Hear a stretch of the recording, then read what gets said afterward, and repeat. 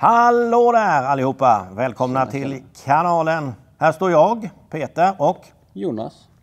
Och vi är faktiskt hos BSR. Och vad är det? 2 år sedan nu ungefär vi var här senast. Ja, det måste det vara. Ja. Och pratade motoroptimering. Och i den här filmen så tänker vi ta och diskutera effektbox, dieselbox, kärt barn har många namn. Och det är av anledningen till att dels då har ju ni skickat in frågor om att vi skulle göra någon form av film om detta. Och vi upptäckte någonting i din bil. Vad hade du för något roligt i din bil? Det sitter ett trim i den, fast vad heter det? Dieselbox. Dieselbox heter det, ja. Så heter det. Tack. Och vi hittade en liten låda i din bil och när vi öppnade motorrummet så mycket riktigt vi hittade då lite indikationer på att det satt en dieselbox. Och du har ju faktiskt köpt en sån här motoroptimering från BSR som inte du har kunnat göra än. Så i den här filmen så kommer vi att plocka ut Jonas dieselbox. Vi kommer att prata om vad det är för någonting. Vad är det här med dieselbox och effektbox? Vad gör det och vad är skillnaden och sådär. Vi kommer att ställa vdn på BSR mot väggen och ställa alla kritiska frågor som ni har skickat in. Och sen så ska vi också motoroptimera din bil. Yes. Spännande. Så häng med så får ni se var vi landar för någonstans.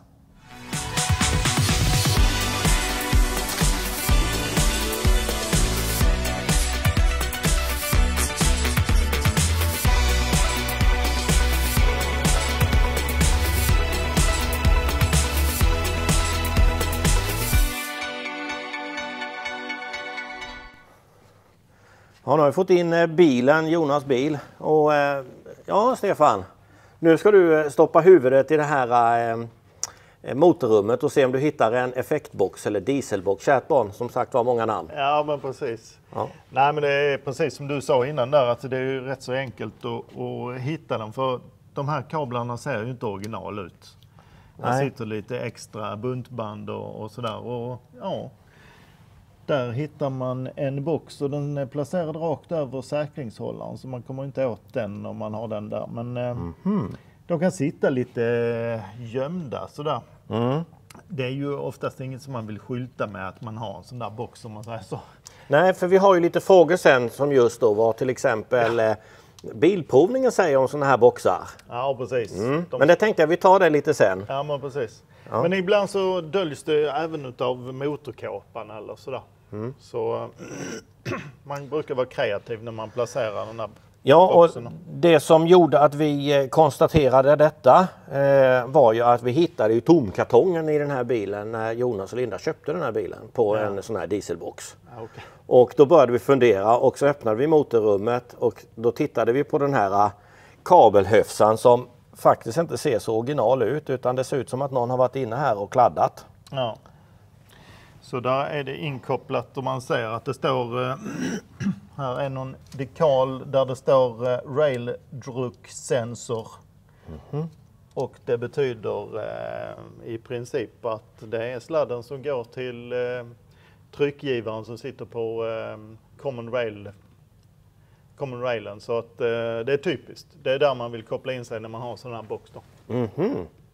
Men jag tänker så här ska vi sätta en av dina killar på och plocka ut den här Och under tiden så sätter vi oss lite i lugn och ro och sen kan jag ställa lite frågor om just dieselboxar. Ja, men det kan bli kul. Ja, då går vi och gör det. Ja, Stefan. Nu har vi hamnat här i showroomet, kan vi kalla det för. Kan vi göra. Ja, och vi tänkte att vi ska ta och ställa lite frågor till dig just när det gäller de här dieselboxarna. Och ni där hemma, ni har ju skickat in massvis med frågor till oss. Och vi kommer ju självklart att försöka besvara så många vi kan. Och så får vi se hur många som Stefan kan besvara. Men jag tror att han är ganska duktig på just de här bitarna. Ska vi börja med första frågan. Vad är en dieselbox eller effektbox rent generellt? Det brukar man säga, det är ju en extra box som man monterar. Det finns ett annat ord för det, piggyback-box. Alltså det är någonting som man kopplar mellan motorns givare och motorstyrenheten, alltså originalet då. Så man kopplar in sig emellan de här två sakerna och sen förvränger man signalerna däremellan. Ja, det är den enkla förklaringen. Det kan var man den säga. enkla förklaringen.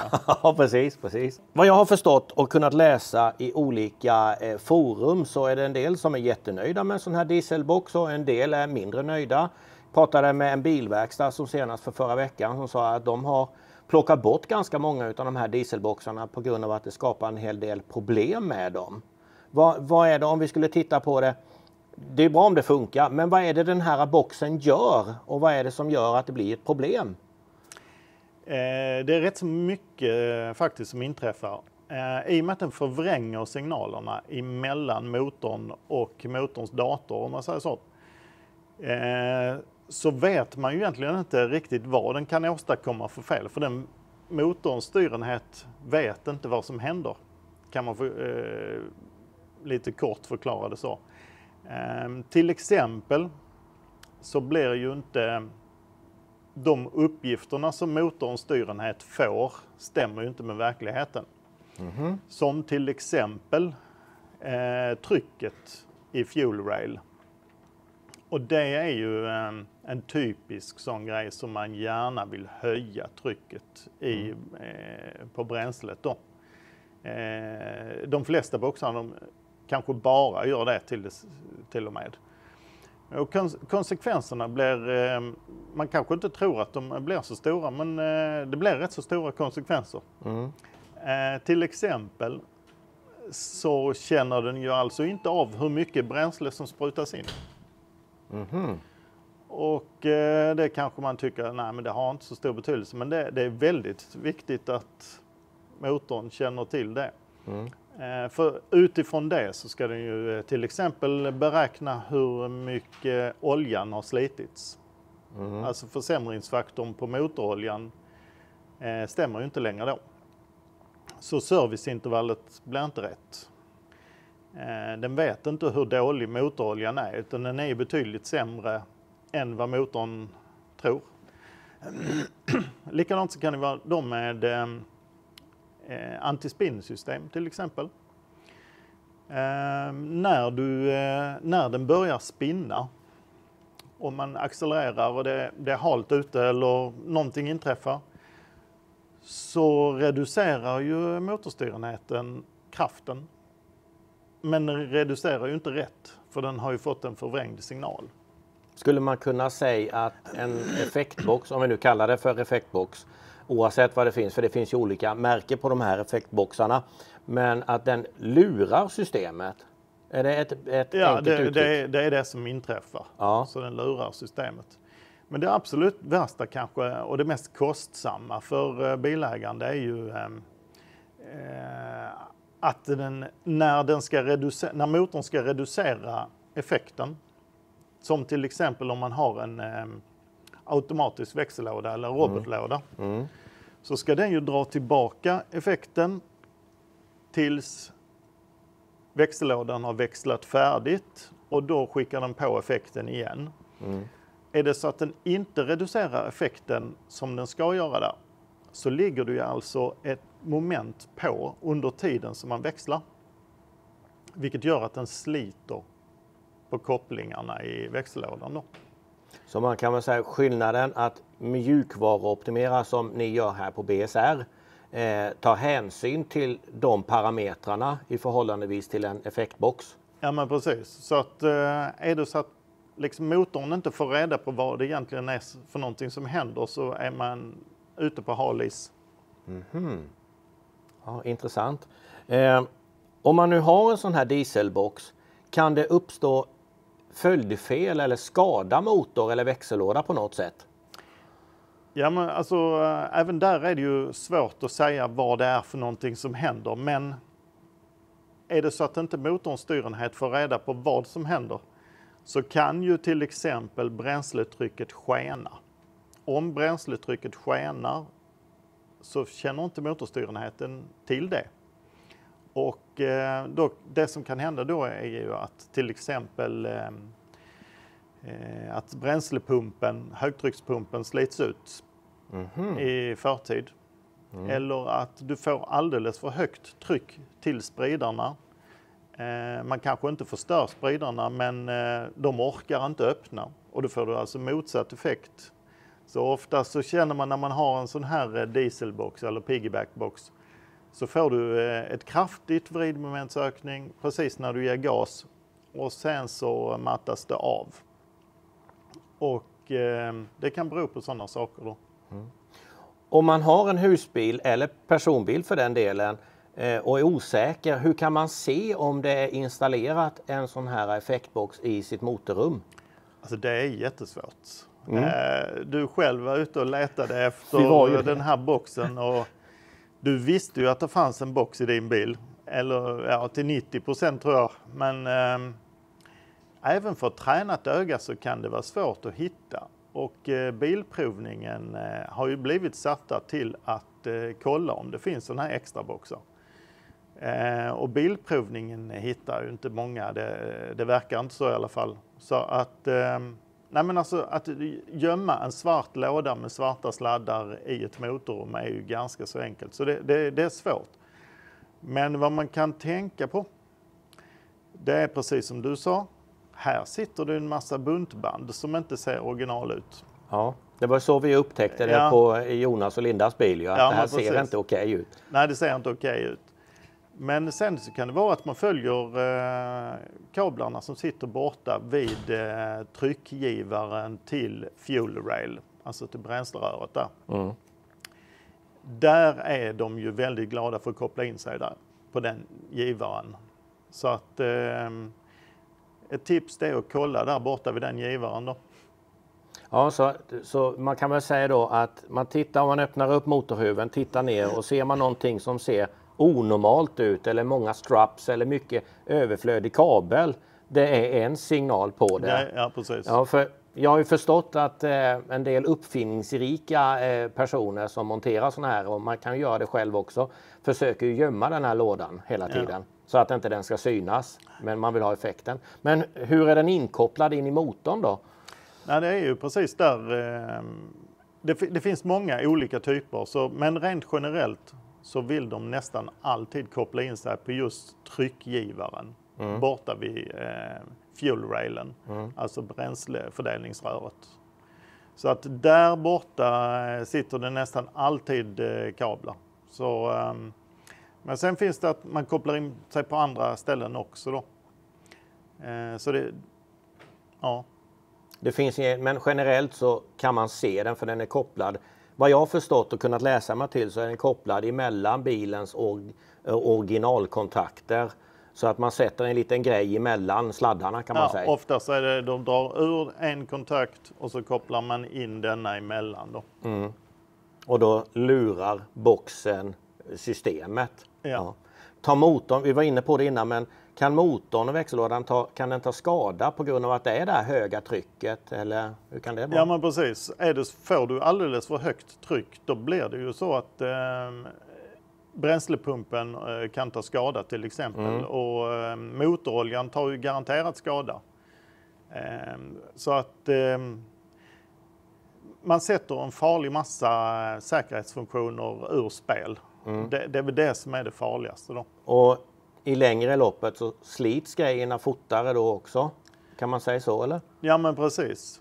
Det är flera saker som tar skada, men bränslepumpen, spridarna, men även det som händer efter förbränningen, alltså partikelfiltret. Det ska ju regenerera partikelfiltret. Det löser ju motorstyrenheten efter ett visst schema. Men när man har monterat någonting som förvränger detta, då kan den inte veta när den ska regenerera partikelfiltret. Alltså när ska motorn själv rengöra filtret. Utan det blir fel. En fråga vi har fått ifrån en följare som skickade in. Drar bilen mer eller mindre bränsle om man har en sån här dieselbox? Det är en intressant fråga. Ja, men precis. Och du tillsätter ju mer bränsle. Uteslutande nästan alltid endast med bränsle.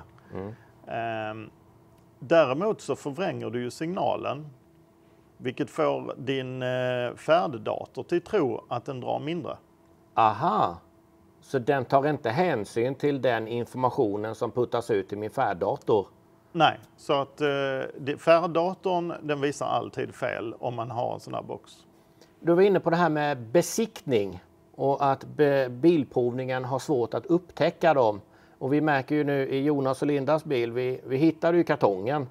Och när vi började titta så det var ju något som inte stämde. Men vi ägnade en hel eftermiddag åt att försöka hitta den här boxen och vi lyckades inte. Men vi hade inte köra in bilen i er verkstad förrän du sa där är den. Och då var det nästan framför ögonen på oss. Nej men precis, det är ju, nu har man ju tittat ner i några tusen sådana här motorrum så att det blev lite så. Men som man ser direkt, minsta lilla skruv eller någonting så ser man ju det direkt. Men bilprovningen har ju kanske inte så lätt för det. För de har ju olika bilar varje dag så att det är svårare. Men de försöker leta efter sådana här boxar. Ja, här såg vi i det vi tittade på nu var ju inte ens dekalerna. Så det ser ut som en vilken motordetalj som helst kan man säga. Så den var ju, hade det stått någonting på märket eller produkten så hade man ju... Men det kanske är ett sätt att plocka bort den så att man inte bilprovningen ska kunna se den. Så skulle det kunna vara. Men om jag nu har en dieselbox eller effektbox i min bil och jag besiktar min bil och bilprovningen ser den, vad händer då? Jag tror det är så här att du får ett föreläggande om återbesiktning. För att man får inte lov att ha sådana här boxar inkopplade i motorrummet där. Är det för att bilen den får mer effekt men den är inte typregistrerad för den effekten eller hur? De är mest ute efter avgaserna. Alltså det släpper ju ut betydligt mycket mer avgaser när man har en sån här box. Så det är det som är det farliga. Du skickar ju på jättemycket mer bränsle vilket resulterar i ökade utsläpp. Mm. Om man nu är så uppfinningsrik och kan gömma den på ett sånt bra ställe och inte besiktningen hittar den, då får man ingen föreläggande om man säger så. Nej, jag tror inte det ska vara riktigt illa gjort om det är så att de ska kunna upptäcka den vid en avgasmätning eller så. Så nej, det tror jag inte att man lyckas hitta den om man inte ser den rent fysiskt. Men nu kanske du kanske har kunskap om det, men en sak som jag har tänkt på väldigt mycket det är ju försäkring och garantier. Om jag nu köper en husbil hos en husbilsfirma och sen lämnar de, säg 3 till 1 års garanti och sen får jag för mig, nej men jag smäcker in en effektbox här och sen händer det någonting med motor eller växellåda under den perioden, under tiden jag har haft den här boxen i. Vad säger garanti till exempel på en sån grej? Det är ju en fråga som egentligen de behöver svara på, men jag kan inte tänka mig att de är så intresserade av att ta någonting på garantin om det är så att det har varit på det sättet. Det har svårt att tänka mig. Mm. Ja, för man har ju på något sätt manipulerat. Ja. Men om man tittar på, i ert fall, ni gör ju mjukvaruoptimering. Vad är det för några garantier som gäller där om man skulle jämföra? Nej men precis. Och där är det ju så också att bilfabrikanten, det står ju honom fritt med deras garantier så att säga. Så däremot med våra programmeringar så ingår det första året. Och man kan teckna för de nästkommande, så upp till att bilen är 4 år. Så finns det möjlighet till en maskingaranti som tar drivlinan då. Ja, men intressant. Tittar vi på försäkringar, det är också en sån här grej som är ganska viktig. Att om man har ju någonting som heter eller försäkring i sin försäkring. Hur påverkas den om man till exempel har en effektbox? Jag rekommenderar att man kollar, i så fall känner man sig lite osäker så kolla med försäkringsbolaget. Så vad de säger om det helt enkelt. Vi ska väl lägga till att vi har ju inte någon representant för effektboxbranschen här som för att svara på det. Men den närmsta expertkunskapen och expertisen den hittade vi ju här hos BSR. Och vad jag förstår så har ni jobbat ganska mycket med just att få in bilar med sådana här effektboxar. Jo, men alltså vi ser ju kanske baksidorna på ett annat sätt. Det är rätt så många som är missnöjda och har haft problem med felkoder och dyra verkstadsbesök och så vidare när man har monterat sådana här extra grejer. Så att, och då är man kanske trött på det och vill ha en riktig programmering istället som tar hänsyn till allt det här. Ja, för den programmeringen som ni gör här på BSR, det är en mjukvaruprogrammering förstår jag. Om jag har läst på min läxa och gjort min läxa rätt som tar hänsyn till de här parametrarna som för allting, för hela bilen. Ja. Så det som vi ändrar på i programvaran, det handlar ju om mellan 100 och 300 olika parametrar. Väldigt mycket olika saker som måste justeras för att det ska bli precis rätt och att motorn ska reagera på det sätt som man vill. Mm. Så med en effektbox, kortfattat kan man säga, lurar systemet att göra vissa saker medan en mjukvaruoptimering tar hänsyn och kopplar inte bort några säkerhetsfunktioner eller parametrar. Ska man kunna sammanställa? Ja, men precis. Så då justerar man de funktioner som finns för att det ska bli optimalt. Att det ska bli så optimalt som möjligt. Mm. Hur tror du det går för teknikern ute i verkstaden som försöker plocka bort den här effektboxen? Jo, men jag tror han hade fått tag i en rätt så stor sidarbitare och han börjar klippa i buntbanden där så att jag tror att han får bort den alltså. Det tror jag. Ja, vi håller tummarna. Han har gjort det förr. Han har sett det förr, ja. Så det var ingen nyhet för honom. Nej, det var det inte. Nej. Ska vi ta och gå ut och titta hur det ser ut där ute i verkstaden? Eller har du något mer att tillägga när det gäller just dieselboxar och effektboxar som inte jag har tänkt på, våra tittare har tänkt på? Nej, jag tror du har ju ställt de rätta frågorna, känner jag väl helt spontant. Så att en husbil kostar ju en hel del pengar och en motor är en dyr klump. Man ska inte snåla där, alltså så känner jag väl då. Utan se till så att man skaffar sig en produkt som man känner sig riktigt trygg med. Det är väl det som jag rekommenderar då. Vi tackar också er tittare för att ni har skickat in frågor och precis som jag lovade i förvideon så skulle vi låta ut ett litet pris till någon utav er som har skickat in frågor. Och vem det är, det kan ni läsa nere i beskrivningen. Och så kommer vi att kontakta den lyckliga vinnaren för detta. Nej, men nu är jag lite nyfiken på hur går det ut i verkstaden? Vi går och kollar. Vi går och kollar, ja. Till verkstaden. Då har vi kommit ut i verkstaden igen. Och vad har vi på bordet framför oss här? Ja, nu har, jag tror det var Magnus, han var och klippte loss det här, lite buntband. Han hittade till sist alla kablarna och var de var anslutna. Så vi fick bort den här lådan som satt rakt över säkringsdosan. Och det som vi ser här, den här lådan, det är den här så kallade effektboxen, dieselboxen då? Ja, men precis. Den förvränger signalerna som går till och från motorstyrenheten. Och det är ju massa sladdar till det här då. Vad är det här för sladdar? Ja, nej, men precis. Det är ju alltid kul med sladdar. Det gillar vi ju. Ja. Men inte dessa sladdar gillar man ju inte. Men jag kunde inte hålla mig här utan om man tittar lite närmare här så har de ju märkt upp det fint här. Så här är camshaft position sensor. Så detta är ju alltså positionsgivaren, går det till kamaxeln. Och där plockar man varvtalssignalen. Det är för att den här boxen ska känna av hur fort motorn snurrar. Och gissningsvis så använder man det till att man kopplar inte in den förrän på lite högre varvtal. Så i botten så på tomgång och så vidare så ska ju inte den ligga där då. Och sen har vi en annan kabel här som heter Rail Pressure Sensor. Det är det här det känner av trycket i fuel railen, bränsleröret. Och då kopplar man den ena till givaren och den andra till kablaget där då, så man kopplar in denna emellan. och förvränger signalen så att motorstyrenheten tror att trycket är lägre än vad det egentligen är. Så den förvränger det.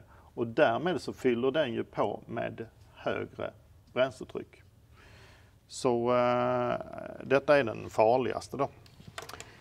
Och sen så här hittar vi en sladd till. Och den är lite sådär halvovanlig. Den brukar de inte ha då. Boost pressure sensor.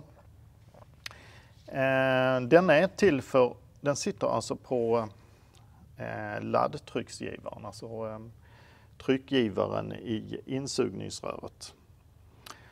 Och den känner av vilket tryck det är i insuget. Alltså nu pratar vi syremängden då. Och då förvränger den här boxen signalen. Så för att få upp trycket i insugningsröret så meddelar den till motorstyrenheten att trycket är ganska lågt nu. Måste fylla på. Och då får man högre bränsletryck då. Nej, man får högre lufttryck, laddtryck. Så det är det som den förvränger. Så det är de två anslutningar här. Den ena är för bränslet och den andra är för syret, alltså laddtrycket. Och det här är för varvtalet. Så och sen gömmer man det här under kåporna i motorrummet. Och ta bort alla dekalerna. Och ta bort alla dekalerna. Ja. Vad är ditt förslag att vi gör med den här lilla apparaten nu då? Ja, alltså det är ju återvinning och det är ju på elektronik då, alltså så att elåtervinning så är inte brännbart utan... Den går till återvinningscentralen. Ja, det måste man göra. Ja. Så att det är där den hör hemma kan vi säga. Ja, så är det. Ja. Nu har vi alltså plockat ut den här, ja inte du och jag, det är Magnus som har gjort Magnus, duktig Magnus. Ja, och vad återstår att göra nu? För nu är det ju originaleffekten på denna bilen. Ja. Och nu måste vi göra någonting för att man får lite mera pulver i den. Nu måste vi ha lite mer fart i den här. Men alltså helt sådär så jag hade ju tyckt att du skulle provkört den, hur den är emellan också för den delen. Men sen så tycker jag att du ska ladda in en riktig programvara så får du känna hur det känns. Och då blir det inte bara det där rycket precis när den kickar in så att säga, utan den fyller ju på över hela registret då. Ja men då gör vi det. Vi tar en liten provtur tycker jag. Ja men det gör vi. Ja det gör vi. Då sitter vi i bilen Linda. Ja. Det är du som kör denna bilen i vanliga fall.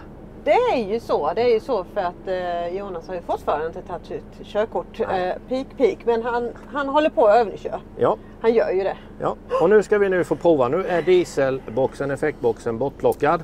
Och du som är van att köra den här bilen får nu taxa ut här utanför BSR och varsågod. Ja. Så se om det är någon skillnad. Mycket trafik idag. Det är mycket trafik. Det är fredag idag. Alla vill hem på fredagsmys. Ja, då ska vi se. Det är nästan så jag vill hjälpa till. Ja. Nu är vi uppe i 60. Ja. Tycker du att det är skillnad redan nu? Han är lite slut. Lite trött eller? Ja, en aning.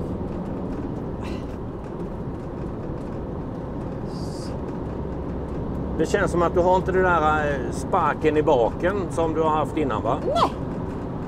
Det är som sagt vid den här tidpunkten så brukar det pipa. Ja, det är för att jag har programmerat din bil att den ska pipa vid ett viss hastighet. För att påminna dig om att du inte ska köra för fort Linda. Ja, och ja men man märker.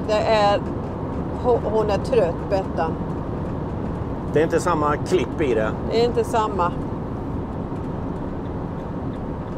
Nu har vi lite uppförsbacke också ju. Japp. Och du ligger på högsta växeln. Hon är trött alltså. Hon är trött. Upplevs den så? Ja, jag upplever att hon är... Jag känner själv att jag blir liksom... Jag får hjälpa henne. Men... Så när jag trycker ner gasen och sånt, jag känner att det Det är inte det rätta knycket i henne. Det händer inte? Det händer inte. Innan så kände man ju lite att man... Men det här, nej, hon är trött.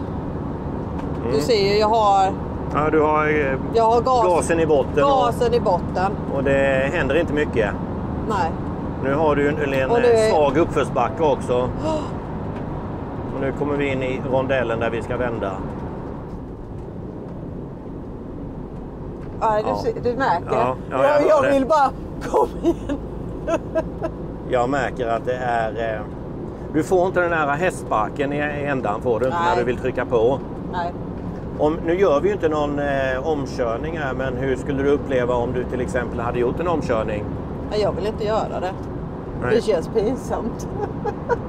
Du har fått jobba en stund på att få komma runt. Ja!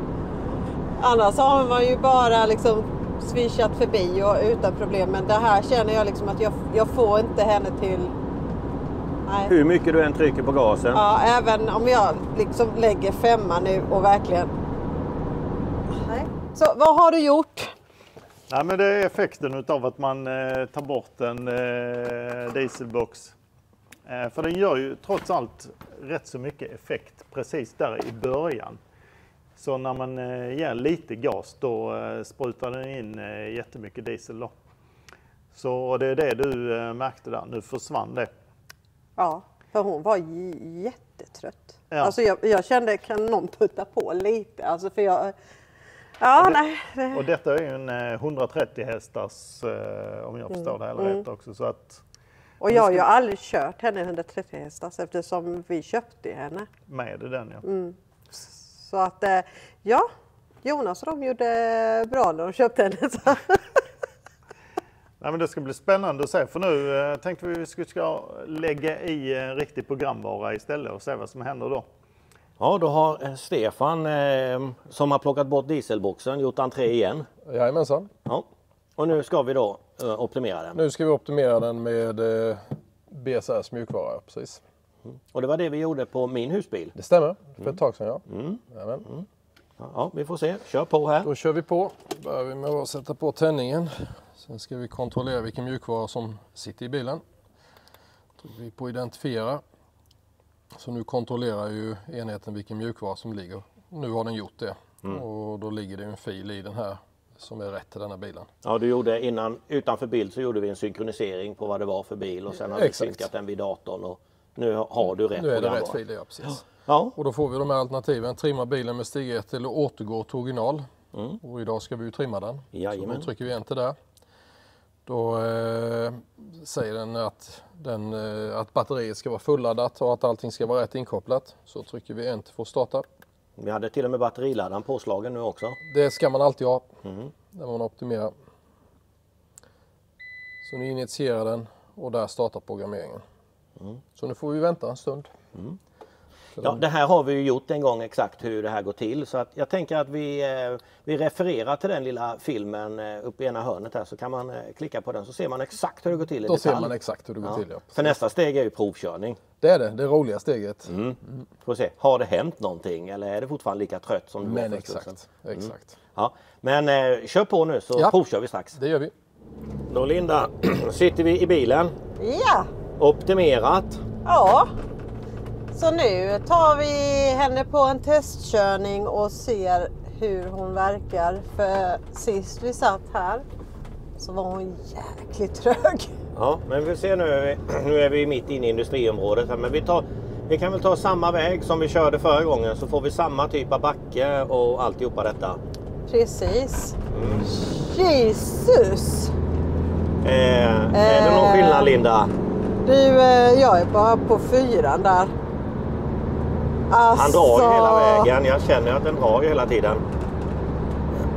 Nu får vi snart fortkörningsböter eller? Nej, inte riktigt än, men snart. Där piper den och då var vi inte ens i närheten av detta. Vi kom inte ens upp i detta. Nej. Och du har inte gasen i botten nu eller? Nej, det har jag inte. Jag har mycket mer att ge kan jag säga. Nu kommer vi till en liten backe här vid. Ja, och jag kör på 6:an och jag bara ökar. Alltså, Den ökar på för högsta växeln. alltså fy fasen. Vilken födelsedagsklapp! Är det någon skillnad? Får jag några vettiga svar utav det? Du är helt exalterad. Jag är ju helt alltså... Om du jämför med den här dieselboxen innan och detta här som du har fått nu. Är det skillnad? Jag tyckte faktiskt dieselboxen, alltså hon var ju snabb där, men det här är ju verkligen sån skillnad. Vi vet ju nu dokumenterat att du har 180 hästar i huven. Ja, och det är, alltså hon är så rapp. Du ser ju liksom bara... Ja, jo, jag känner i stolen. Det piper det igen. Ja. Ja. Och det här var vi inte ens uppe i när vi tog bort dieselboxen. Det är bra klipp i den här nu. Det är riktigt bra klipp. Du får ju inte det här hoppet som vi pratade om och sen jämna ut, utan den driver hela tiden. Ja, man får en spark i röva, om man säger så. Alltså, hon verkligen flyger fram. Ja, jo, det känner jag som sitter bredvid och åker. Så att... Kommer vi in i rondellen som du hade lite här fixigt hade jag innan ju då med jobbigt 130 då. hästar. Precis. Och det är inga som helst. Nej, jag märker det. Det här är livsfarligt att ge dig en så här snabb husbil, känner jag. Ja, och grejerna flyger här. Fy fasen, håll i er. Och nu ska vi ta oss ut härifrån. Ja. Ja, vi... ja. Ja, du ser. Alltså. Ja, jag hör och jag ser och det bara mullrar i... vi fortsätter den här filmen när vi har stannat, tror jag. Tror du det? Ja. Men vi ska inte stanna än, va? Nej, inte än. Nej. Då har vi stannat bilen. Ja. Och du är nöjd. Du kan fortfarande... ja, det leendet försvinner inte i första taget. Nej. Märkte du att det var någon skillnad på dieselboxen som satt innan och den här mjukvaruoptimeringen, om vi kallar det för det? Det kan jag väl påstå att det gör. Jag får inte knycket. Den driver hela tiden. Alltså, hon flyger fram. Hon flyger. Det är gött. Hur kändes det där bak? G-kraften. Ja, det är härligt när det är, man får lite pulver i under motorhuven. Och Alltså lite jag vill ju inte stå här. Kan inte vi åka nu? Ja, vi ska åka lite husbil nu, ska vi göra. Och det kanske ni också ska göra där hemma. Nu har ni fått en film om dieselboxar och allt möjligt vad det kan tänkas vara motoroptimeringar. Så vi stänger den här filmen, säg som vi brukar göra. Ha det bra, kör försiktigt och ta hand om varandra. Hej! Hej då!